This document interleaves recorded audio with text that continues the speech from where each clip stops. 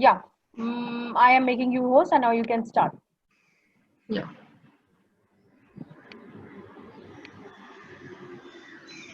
I'll be screen sharing now.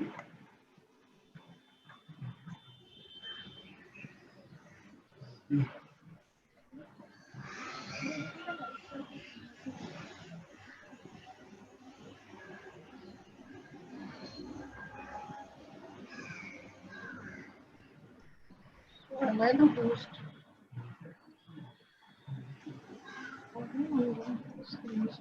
You can share the screen. Yeah. Yeah.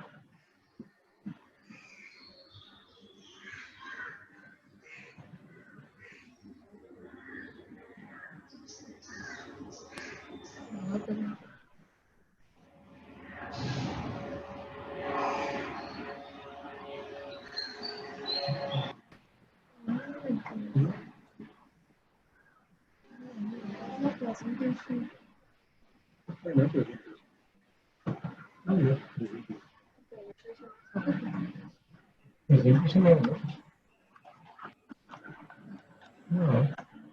screen share केलं ना? Yeah, we can see the screen. You can see the screen? Yes, Yeah. we can see the screen. Yes. Okay, so I'm starting. Welcome to Jyotirmay Yoga and wish you all a very happy International Yoga Day. So I will be briefing you on Ashtanga Yoga today. So the evidences show that history of yoga is related to the Indus Valley civilization, that is 1300 to or 3300 before Christ.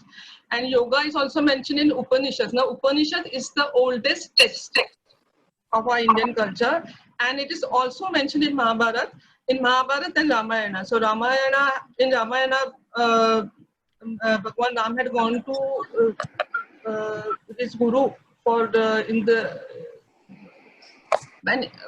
when in the childhood, and he has learned over there. And in Mahabharata, in Bhagavad Gita, Krishna has mentioned yoga many times. So the entire knowledge is in fact from yoga only that he has given.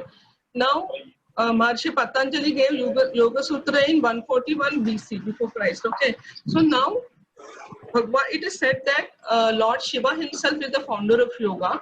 So that is why we can see in his pictures also is very firm and fit body is shown always in pictures. And then he gave the knowledge to Hiranyagarbha, who was also a divine being, and Hiranyagarbha then passed on the knowledge to Maharishi Patanjali, who compiled, coordinated and compiled yoga in his classical text Yoga Sutra. Okay. So now what is the definition of yoga?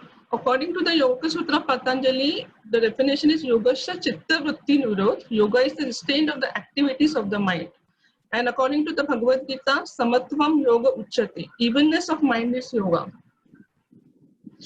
Okay, in chapter 2 of verse 48, it is mentioned that Samatva Yoga Uchyate, evenness of mind is yoga. And in chapter 2 verse 50, yoga is defined as Yogasya Karmasu Kaushalyam. Yoga is a skillfulness in action. So now we will be taking this definition, Yogasya Chitta Vritti Nirodh, in detail. Now, what is yoga? Yoga is derived from the Sanskrit word yuga, which means to join. It also means union or communion. Okay? It is the union of Atma with Paramatma, and it is the union of microcosm with macrocosm. Now I'll explain you what is microcosm and macrocosm with an example. If macrocosm is a vast ocean, the drop of the ocean is a microcosm. That means the drop of the ocean has the same ingredients. Can you mute? The drop of the ocean has the same ingredients, same qualities, same elements that the vast ocean has. So that is why it is said that man is made in the image of God. So whatever qualities the divine has, we also have in micro form. Yoga day hai na? Can you mute please? Okay, so Sach Patanjali has coordinated and systematized yoga in his Yoga Sutra. So he described yoga as Yogasya Chitta Vritti Nirodh, which can be translated in the translation can be like this. Restraint or restraint. Nirodh is restraint. Chitta is mental, and vritti is a modification. So we can say it's the restraint of mental modifications. In simple words, yoga is the method by which restless mind is calm and energy is directed to constructive channels. Okay. So you will see in all the definition. Jackson, जरा In all the लेकिन मैं यहाँ definition. से देख रही हूँ ना तो मेरा फोटो भी आ रहा है Hello. सब अपने अपने घर से कर Manjula. रहे हैं Hello, Manjula. Can you mute yourself? Okay. So you can see in all the definition, in One Life definition of yoga, Patanjali, and in all the definitions, it's talking about only mind. So mind is such an important part. Body is not even mentioned. So once you control your mind, then we come to body. So mind is of the utmost importance. Okay. Now, Sage Patanjali has given 8 stages or means by which we can control the mind. How to control the mind? He has given us 8 stages through which step by step gradually we control the mind. Okay. So now what are these 8 stages? Hello, can you mute please, Manjula? Hello.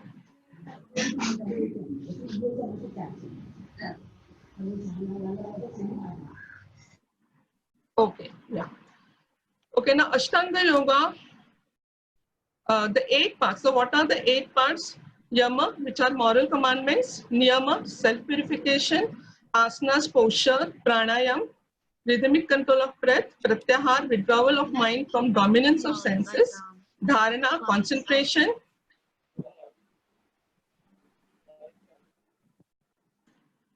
Dhyana, meditation, and Samadhi is super consciousness. Okay, so you will see out of 8 parts, only 2 parts, that is posture and pranayam, is what is practiced today. So many people are even not aware of the other parts, and all the focus today is on only asanas and pranayam, but it's not so. These are the stages by which we travel on the true journey of yoga. Okay, now I'll go into the details. Now, what is Yama? Yama again is classified into 5: Ahimsa, Satya, Asteya, Brahmacharya, and Aparigraha. Now, what is Ahimsa? Ahimsa is non-violence, as everybody knows, but Ahimsa in not only in action. So, what we know of Ahimsa is Ahimsa in action is. Ahimsa in action is what we know, but the definition is not that. Hinsa in action, but speech and thought also should be avoided. So even if you think of injuring other, it is as bad as physically or verbally injuring. So why this is so? Because every thought of mine will come back to me multiple times. It will return to you. So whenever you do any hinsa to anybody, you have to be aware that it is going to come back to you gradually. Okay. So many times people are only talking about physical violence, and they hurt people, and so that is not even considered today. So many women are a victim of this physical, mental hinsa, but we don't even talk about that. So Patanjali has said that this is also should be avoided, because when you do hinsa to others, when you don't practice non-violence, you disturb your mind. So the journey of the self-realization is to calm your mind. So you're going to control your mind. So this is all the journey all about. Now the second yama is satya. Satya is truth. So speech should be employed for good of others, and it shouldn't be confused or barren in knowledge. So many times we attend, people charge so much of money for the workshops, and then we go and then we find we did not get anything. Or people simply speak and they yap, and then there is no truth in that. So we can see the politicians today, they promise things and then they don't do it. So it is all sin. So truth which causes injury to human beings is also sin. So and now again, why we have to follow the path of Satya, follow the path of truth, because it is going to calm our mind. It is going to give us least disturbances on this path. To one who speaks lies also, and one whom you are making victim. So both mental conditions are disturbed. So the third yama is asteya, stealing. So asteya, stealing, actual stealing is bad, but also consciously possessing somebody's property unlawfully or intellectual dishonesty also is stealing.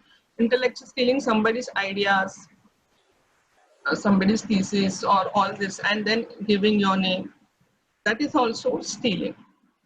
So this in small things also, like so many people do the work and ये सब करते हैं जो मैंने किया करके लोग बोलेंगे. So taking somebody's credit for even small things is also stealing. Now brahmacharya, the next yama is brahmacharya to be followed. The brahmacharya is restrain oneself from unlawful sexual behavior and life correctly progress, spiritual progress, and ultimate self-realization. So you have to restrain all unlawful sexual behavior is brahmacharya. Now next is aparigraha. Aparigraha is not collecting or hoarding anything which is not needed immediately. You should not collect things with the idea that it would be useful in the future. Reduce your needs to the minimum. So employing minimalistic attitude is aparigraha.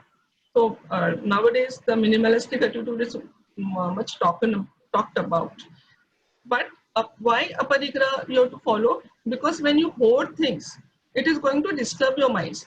As much as things you're collecting, now we ladies also we are used to collecting things, collecting dresses, and it is said that according to the 80-20 rule, we only use 20% of the dresses, and we collect so much of things. Or people collect on properties 5 to 6 flats, but you are going to stay only in one house at a time.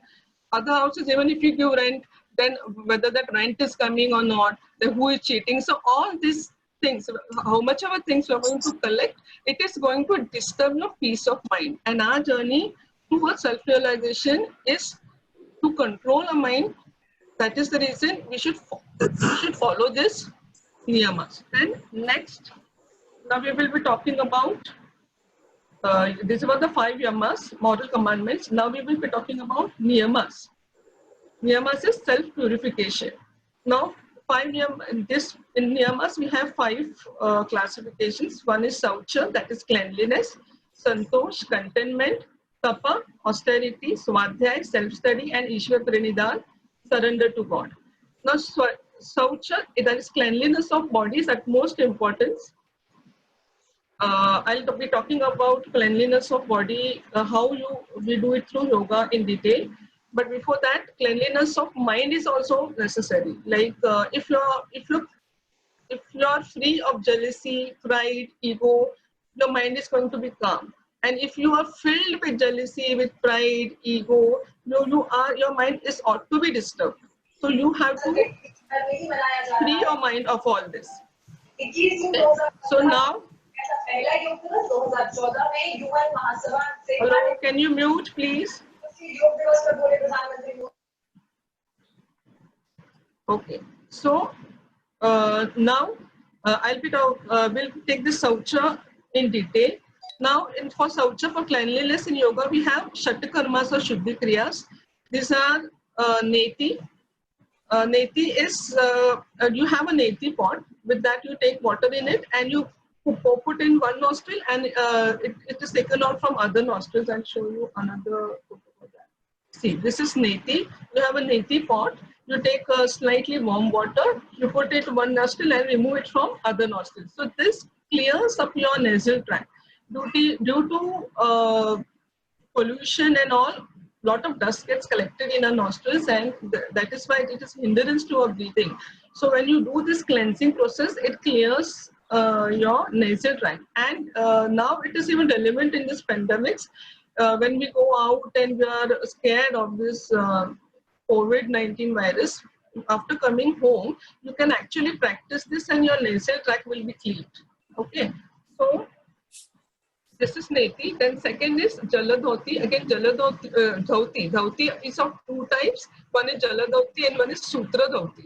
Now, what is Jaladhoti? Jaladhoti is in the morning, you have to drink 7 to 8 glasses, or according to your capacity, put little bit salt in it and drink the entire water. And then putting 4 fingers in your mouth like that.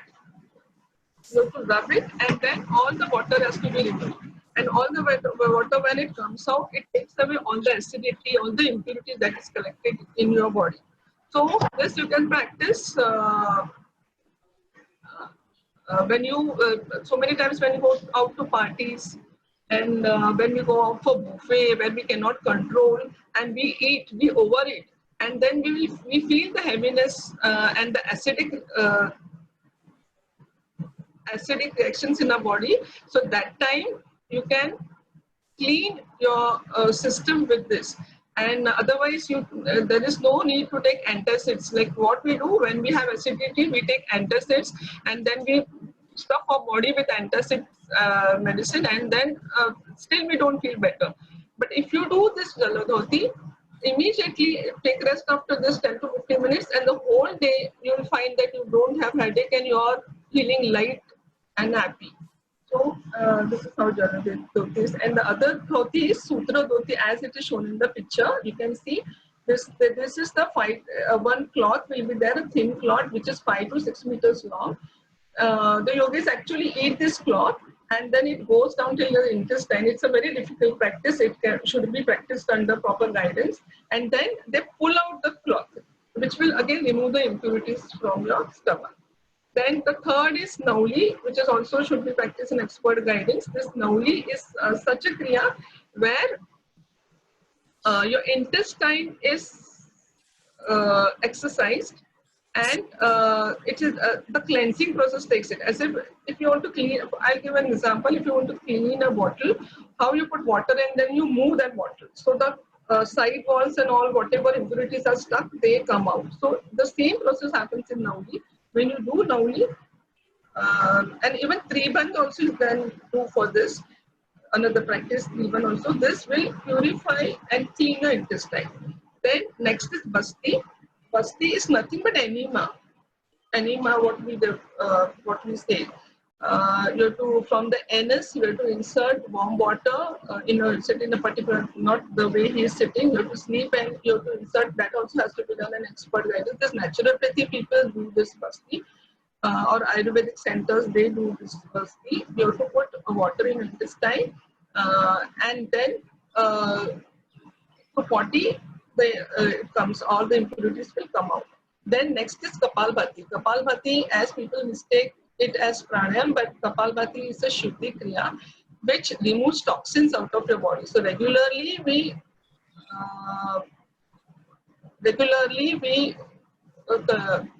collect impurities in the body, and regularly Kapalbhati has to be. In my class, I take Kapalbhati every day, so that every day the toxins are cleared out.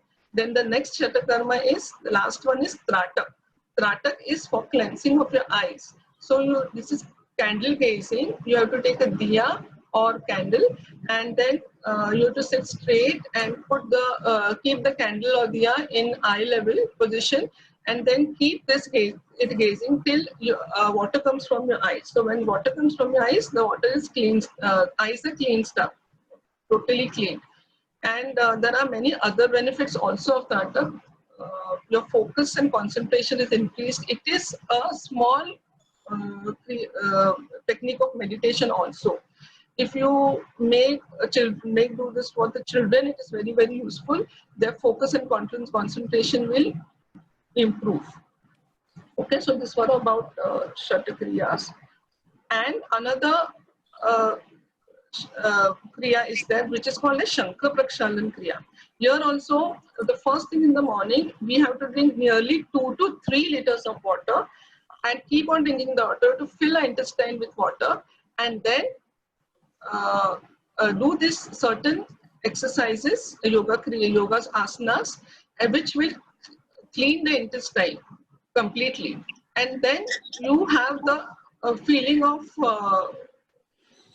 to pass this potty feeling, and then your intestine is clean. So it is another form of basti or enema, we can say, which we can practice at home without anybody's help.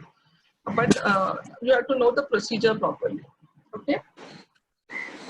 So this was about the Shuddhi Kriyas. So we have, okay, so this was Saucha. So this was about cleanliness. Now Santosh. What is Santosh? Is contentment, the absence of desire.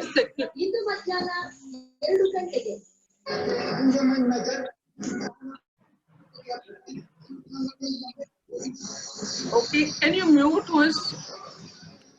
Okay, so the next is, next niyam is Santosh.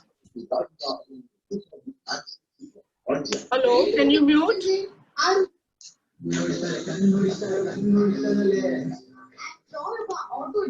Okay, so next is Santosh or contentment. So the absence of desire to secure more than necessary is Santosh. So what we do is,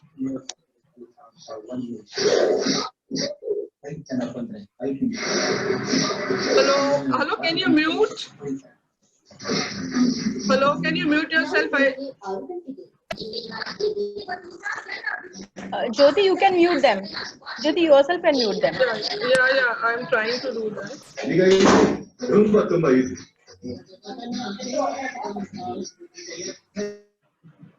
Okay, yeah. So now the second niyama is Santosh. That is contentment, the absence of desire to secure more than necessary. See, the desire only causes, again, it disturbs the mind. So we collect, again, it is like Parigraha, what we did. We should be happy and contented in whatever we have, because there is no end to our desires. One thing, when we achieve one thing, again immediately our mind goes to another thing. So this is also necessary, that is also necessary. We can resonate this with when we go to malls and all. When we see things around, we often buy things which are not even needed for us. So you can see there is no end to our desires. So somewhere we have to stop this, so that we are on, people who are on the yoga journey, they should follow these niyamas and control the mind.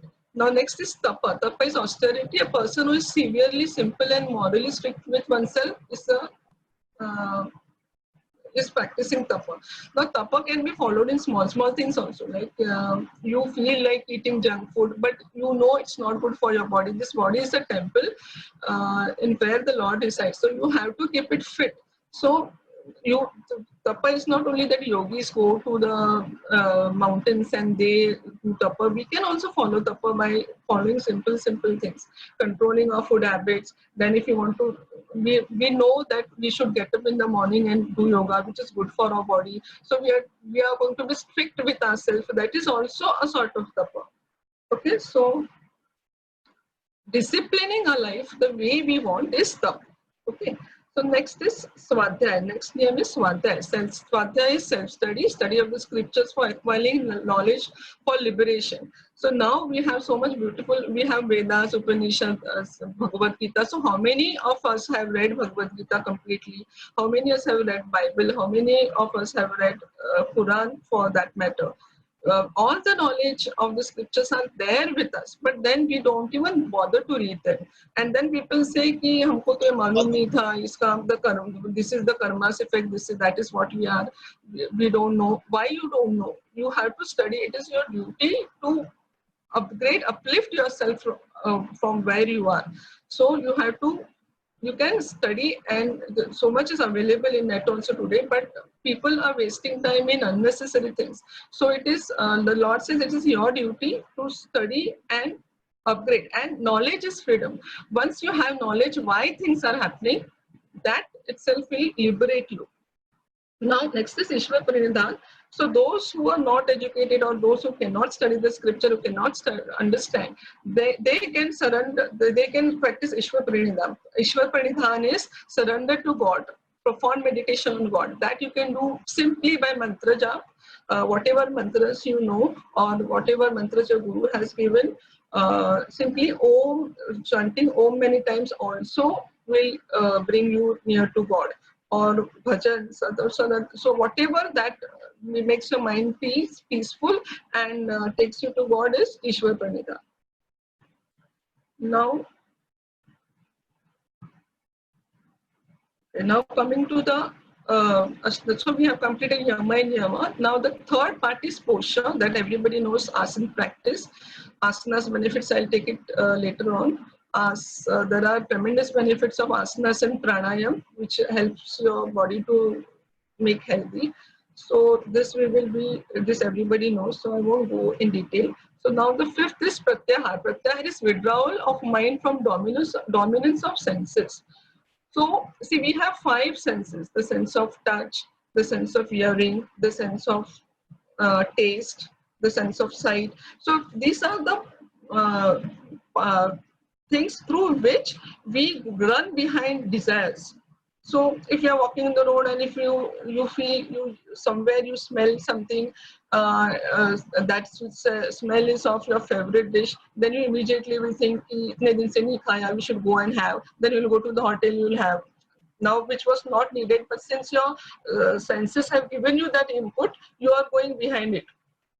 Or then you see something while shopping, then because your eyes have gone there, your sight has taken you over there, so you go behind, again your mind runs after that.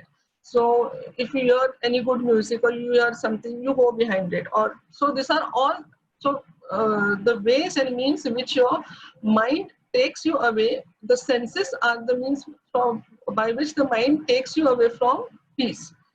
So you have to control that also. Then next is, once you control the senses, you are in the 6th stage of Ashtanga Yoga, which is dharana, this is concentration. So you focus your mind, and for that, what is the technique? You can focus on your breathing. So breath is the one which is always with your life, has remained with you forever. So you can focus on breath and cut out all the thoughts. That is dharana. So once you're able to do that, once you're able to concentrate, then you go to the next stage, that is dhyan, meditation. Meditation is on God, or meditation is now you try to bring your mind to that stage. Now you are talking about all these 7 stages. We were talking about mind, control of mind. But in dhyan, you try to come to the point where you feel where you're completely silencing your thoughts. And when you silence the thought, what remains? What is there? You are not your body, you're not your mind. What is mind? Nothing but thoughts. So if you control your thoughts, and if you control your body through asanas, you control your thoughts through pranayam, pratyahar, yama, niyama and all, then you come to a stage of meditation where there is no mind. There is no mind. All these stages we were talking about mind, but on 7th stage dhyana, you try to come to that stage where there is no mind. There is only silence. So when there is silence, what is there? That is what you have to find. People say na, andar dekho kya. So when you silence all these thoughts, then there is no mind stage. Then when there is no mind stage, it is pure consciousness. That is the samadhi level. That is the samadhi level when you can, here is the union takes place. The union of Atma to Paramatma, or your micro consciousness to super consciousness. So that is samadhi. Okay. Then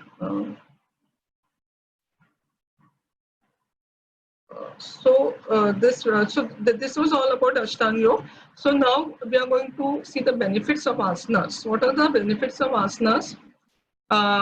There are so many benefits of asanas. It improves your muscle tone, flexibility, strength and stamina. It makes your body movement easy and flexible. It tones your organs inside. Aids in blood circulation, stimulates your immune system, lowers your blood pressure and cholesterol, reduces fat, improves breathing, reduces stress and tension, improves concentration and creativity, creates sense of well-being and calmness, boosts your self-esteem since it's working on your mind also, and then it makes you ready for your spiritual sentiment. It creates spiritual sentiments. It makes you ready for your spiritual journey. So yoga is nothing but the journey to self-realization.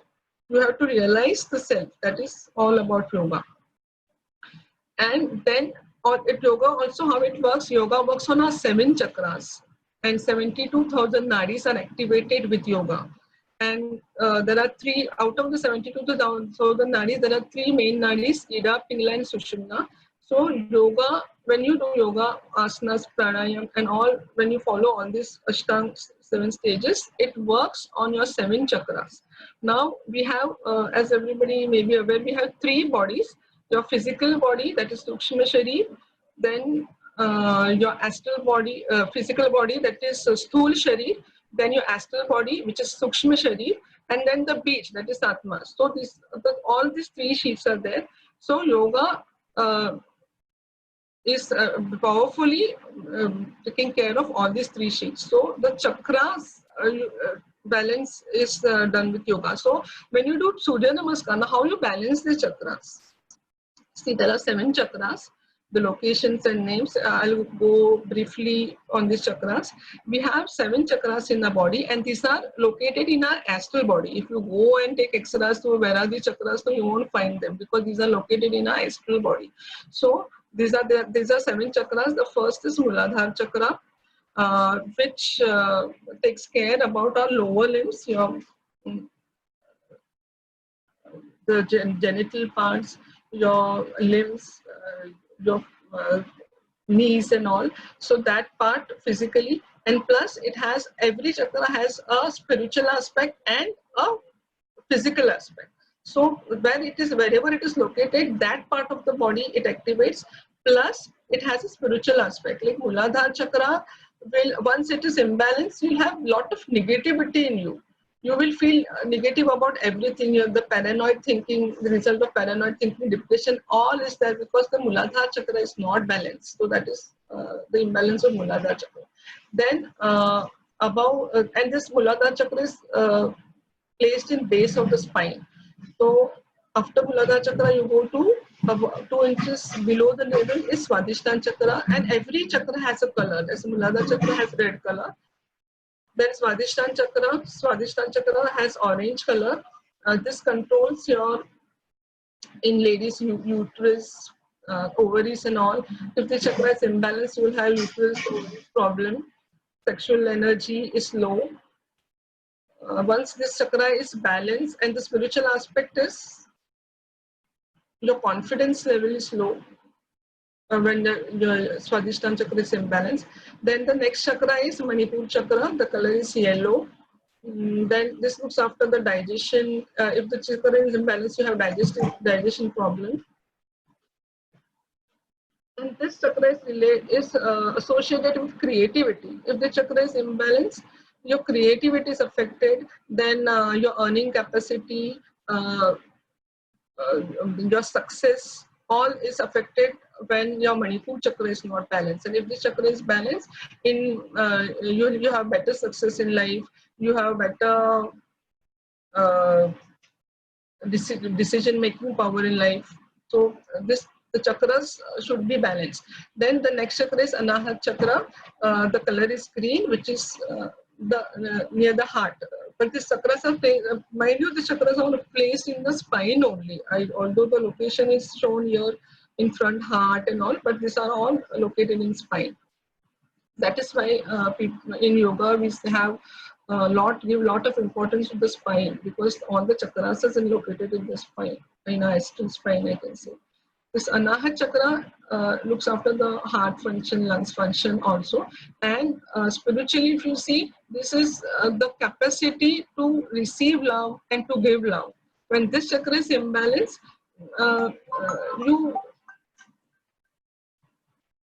hello? Yeah, Chaitali? Only 5 minutes? Okay. So then we have Vishuddha chakra. So lack of time, so I won't go in much detail. So Anahat chakra, which gives you more power, which makes you capable to love. Then Vishuddha chakra, this is the looks after your thyroid and parathyroid glands. If this is imbalanced, you have thyroid problems. And the spiritual aspect of Vishuddha chakra is your power of expression is hampered. So if it is balanced, you cannot express. You want to say things, but you won't be able to express. Then Ajna Chakra is looking after the 5 indriyas, and also this is the main chakra because this is the seat of our willpower.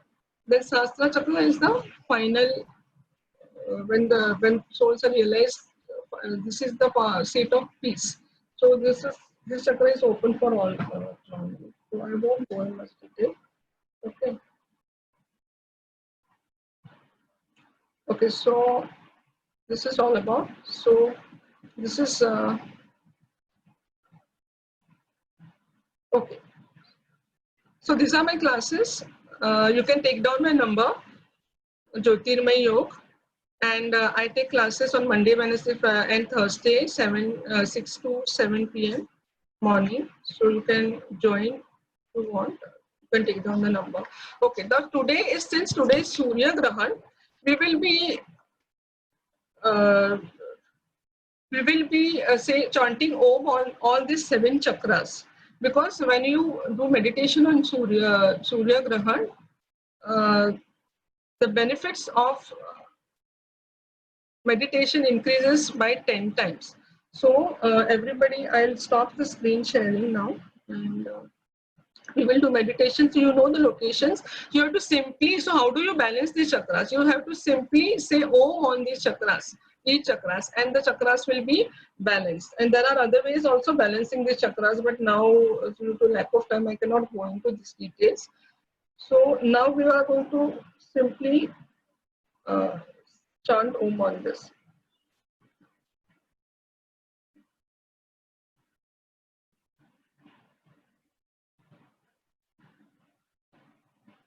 Okay.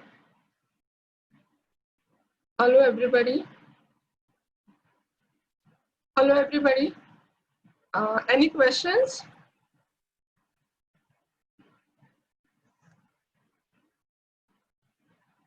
Okay, now we will be doing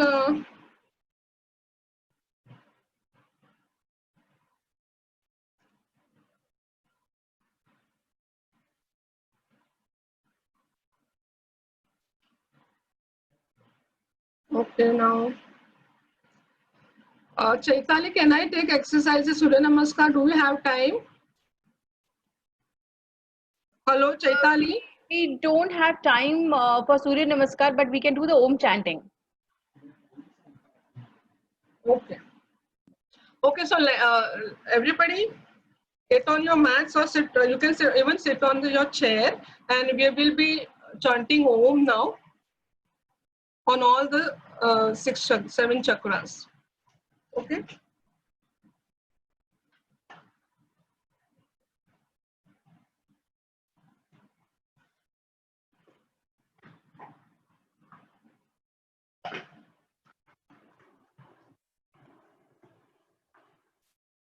Everybody sit in low and sit comfortably.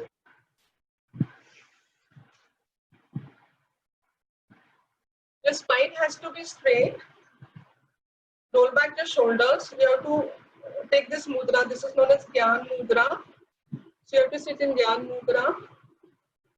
Your chin should be parallel to the ground, and you have to close your eyes. And the locations which I showed you in the spine, you have to say Om on all this. So you have to say it loudly. Okay. So I will be telling you the name of the chakras, the location, and I'll be telling you the colors. So you just have to simply chant Om on those chakras. Okay? I think everybody should unmute. It will be very great if everybody say Om together. Yeah, everybody has to say Om together.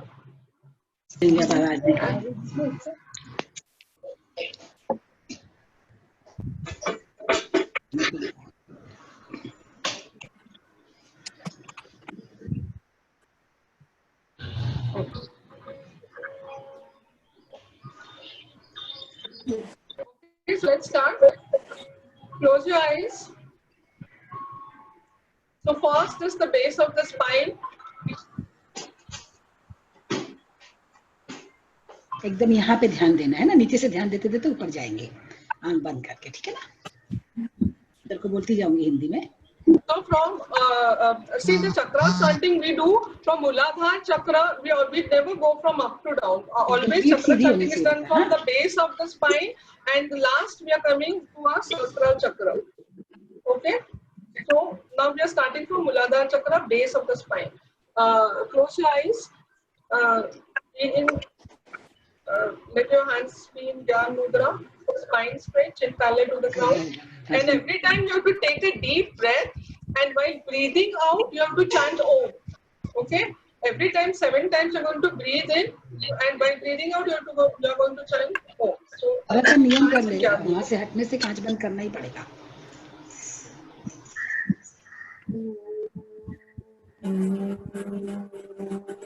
Hello, can everybody? I'll mute all.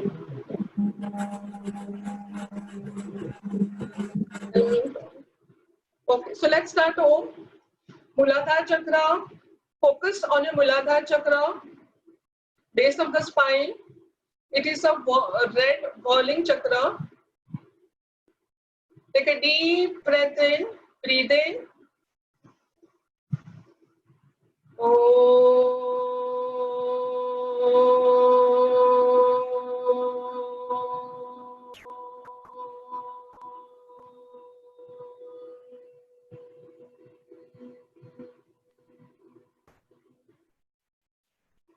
Swadhisthana chakra, 2 inches below the navel, color orange. Take a deep breath in and focus on that chakra. Take a deep breath in.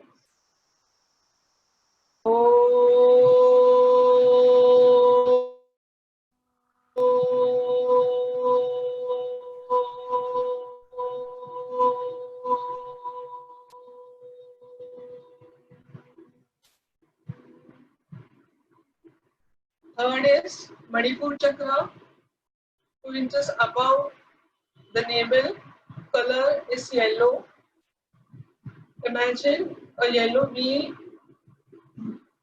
Focus on that chakra. Take a deep breath in. Breathe in.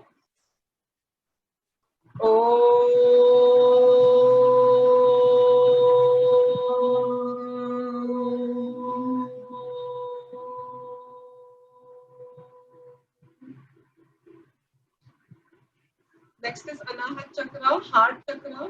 Color is green. Breathe in.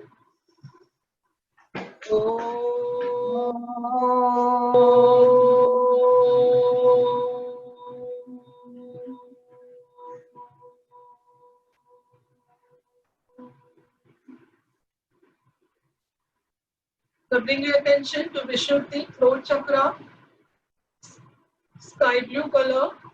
Take a deep breath in. Breathe in.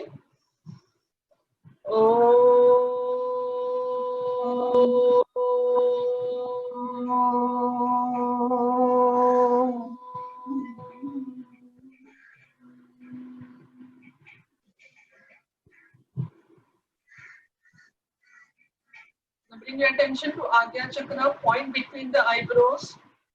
The color of the chakra is indigo. Take a deep breath in. Breathe in.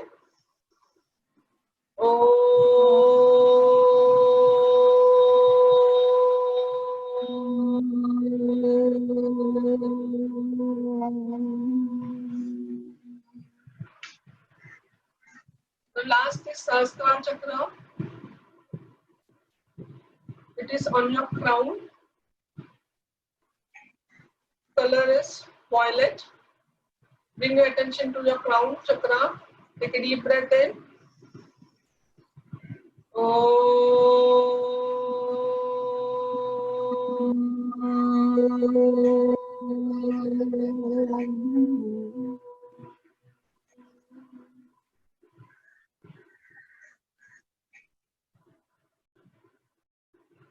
Be in the silence for some time.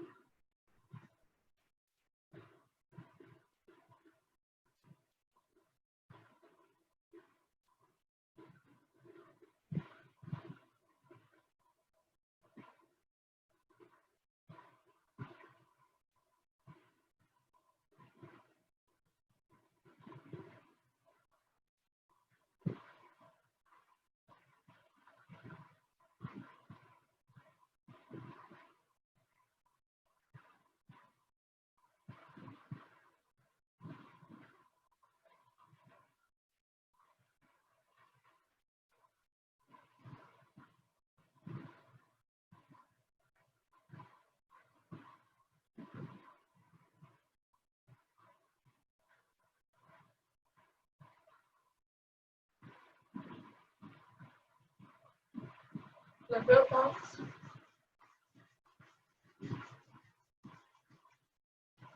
Cup your hands.